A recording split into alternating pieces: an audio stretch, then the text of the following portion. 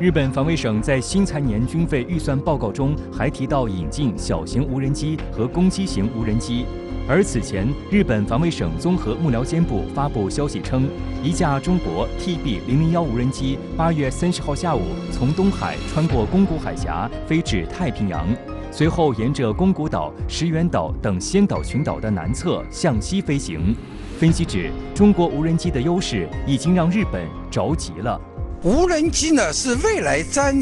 争的一个重要的装备，那么也是日本目前的一个短板，提出了要加速研发和装备，包括警戒类、侦察类、运输类，甚至于攻击用的各种类型的无人机。美日举行东方之盾演习，以双方装备混搭形式进行联合反坦克登陆、反舰作战等新战术的演练。请教一下王先生，这是一种怎样的信号？美日在近些年的联合演习中，相互协作的程度越来越密切。像这次呢，装备混搭实际上也就预示着双方希望对各自的战术的特点、作战的习惯，甚至装备的特性呢，有更多的熟悉。而在演习的内容上增加了对反登陆作战的一些科目，比如说联合反坦克作战，包括在反登陆作战中的一些反舰战术。这些作战可能表明的是，美国和日本预期在未来地区中可能会出现的一些安全形势的变化。同时呢，更加向外界在透射出一个信号，就是美日在整个的亚太地区介入一场反登陆作战的，或者说反两栖作战的能力以及可能性。事实上，这种联合演习的能力宣示，包括密切程度的增加，只会增加地区的不安定的因素。美国驻日大使公开表示，美日同盟正在从过去的防御性同盟转成打击性同盟。有分析认为，美国在亚太的军力也逐渐变成美日联军。请教一下秦先生，美国是否日益需要自卫队，要将自卫队打造成为第二美军呢？实际上，美国现在正在把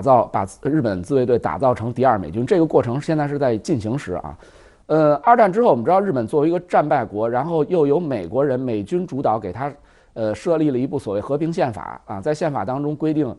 这个放弃发动战争权利等等啊。原来他是支援性角色，比如在这个朝鲜战争时期，在越战时期，甚至于在冷战和苏联对抗时期，那么日本就是主要打下手啊，打起来美国认为可能美军还是主力啊。但是现在，那么逐渐的就想他让这个日本自卫队也要和他并肩的所谓的作战啊，成为一个战斗的一个角色。美国把很多的战术战法都传授给日本的自卫队啊，双方很深的这种相互的这种演习和演练。然后日本自卫队的很多武器装备可以说一直也沿袭的是北约制式，甚至于是从美国直接购买啊，或者大量购买美国的零部件、通信联络、数据的分发、武器的使用都是一样的啊，所以现在这种协同能力越来越高，也就是美国确确实实在把日本正在给它打造成一个第二美军。日本2023财年军费预算激增，再创历史新高。据日本媒体报道，日本准备建造2艘排水量高达2万吨的宙斯盾舰，这一吨位一旦建成，将成为世界第一的存在。请教一下王先生，您觉得日本造得出来吗？为何连日本内部都有众多质疑声音，恐沦为2战时大和武藏那样的废物军舰？日本这次的计划呢，是建造2艘大吨位的武库舰，实际上它应该说是一艘宙斯盾的放大版。日本准备把标准3和标准6这样具备不同能力的反导武器全部装上去，同时在这艘战舰上要装备原来的陆基反导的预警雷达 SPY-7型，这就等于说把很多的先进装备会综合到一艘战舰上。这艘战舰将搭载大量的反导和对地、对海、对空的攻击武器。日本的质疑主要来自于一个重要的原因，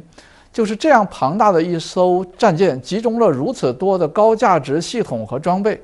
那么它是否能够保证自身的安全没有忧虑呢？因为这样的战舰在面对现代一些新锐武器，比如说高超声速的